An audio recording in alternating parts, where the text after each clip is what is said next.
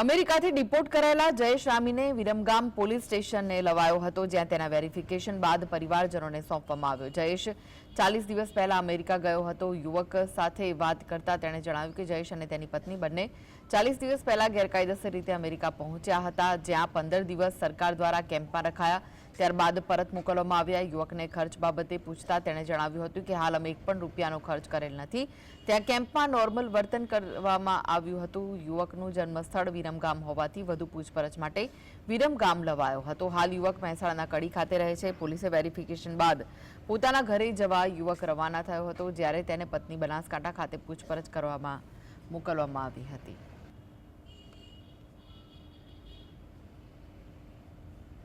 ને 40 દિવસ પહેલા હું ગયો હતો અને ત્યાંથી ડિફોલ્ટ કર્યા છે।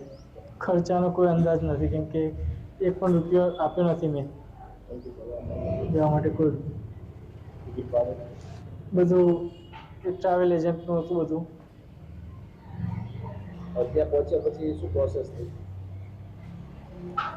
બસ ત્યાંથી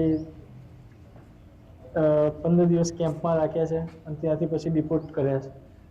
ત્યાં વ્યવહાર કેવો હતો? વ્યવહાર એવું સામાન્ય।